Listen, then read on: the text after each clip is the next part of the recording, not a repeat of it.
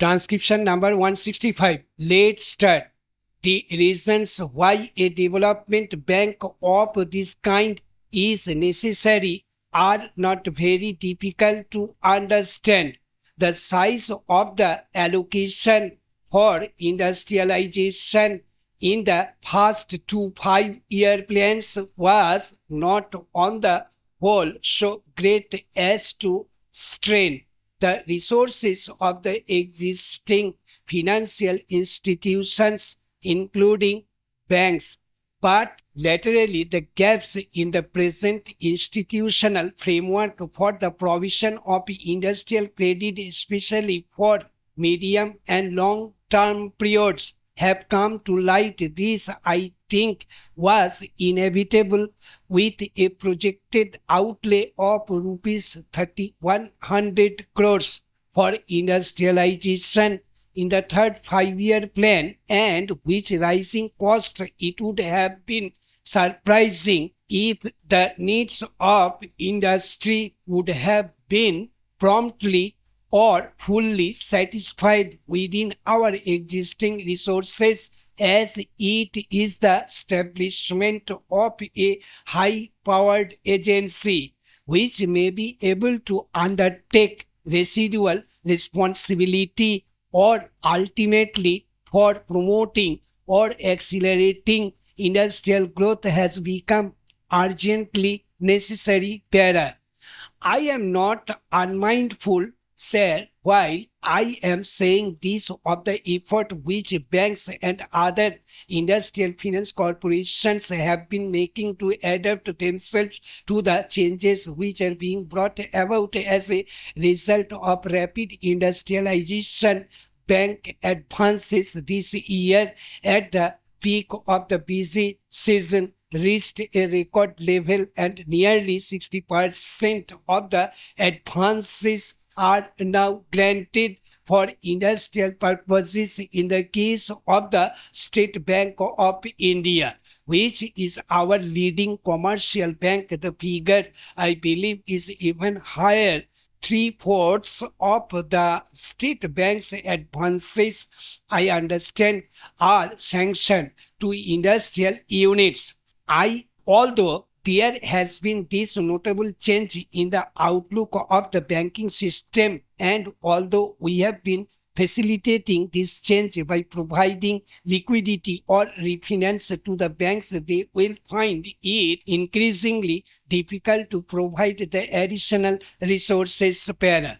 There are many other competing demands on the resources of the banking system, and banks have also some statutory obligations in the matter of maintaining a specified percentage of their resources in cash or approved investments. In any case, the ability of the commercial banking system to assist industry is dependent in the long run on an increase in deposits.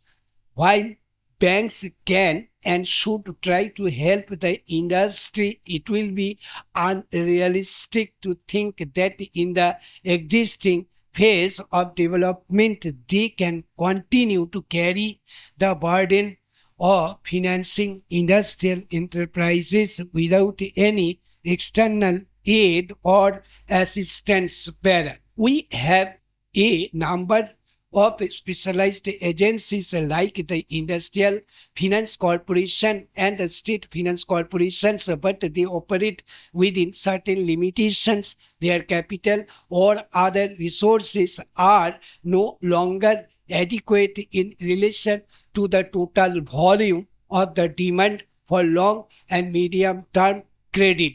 The conditions in which or the security against which they can grant loans or other assistance are also rigid. Industrial units which need substantial capital of the order of more than 1 or 2 crores of rupees, or entrepreneurs planning for additions to capital or investment over a period of years do not, in many cases, have the assurance that the existing agencies will be able to provide for these needs in the existing conditions in which there is an acute shortage of capital in relation to demand. New enterprises which do not have the backing of the better known managing agency houses or the assistance of foreign collaborators are particularly likely to be affected. These enterprises, although they may be deserving, often tend to be overlooked or passed over in favor of other parties' para. We have envisaging the Industrial Development Bank as an institution designed to overcome these limitations and to accelerate the process of industrial growth. This new institution will be a wholly owned subsidiary of the Reserve Bank of India. It will be managed by a board consisting of the directors of the Central Board of the Reserve Bank. The bill provides that the governor of the Reserve Bank will be the chairman of the Industrial Development Bank, and that a deputy governor in the Reserve Bank to be specially appointed for this purpose will be the vice chairman. In view of its close association with the central bank of the country, the Industrial Development Bank will be able to draw on the knowledge and experience of that bank and to obtain in its day-to-day operation such guidance and assistance as may be necessary. Para. The Industrial Development Bank, as I have indicated already, will have the residual responsibility of ensuring that no deserving industrial enterprise which gets an allocation or is accorded a priority in our 5-year plans will be allowed to suffer for want of financial resources or assistance for discharging this very onerous responsibility in an adequate manner. The Industrial Development Bank will have substantial funds of its own in the form of capital subscribed by the Reserve Bank of India. We are expecting the new institution to issue capital to the extent of rupees 100 crores like all other institutions. The Industrial Development Bank will be able to borrow money from the Reserve Bank. Stop. Thank you.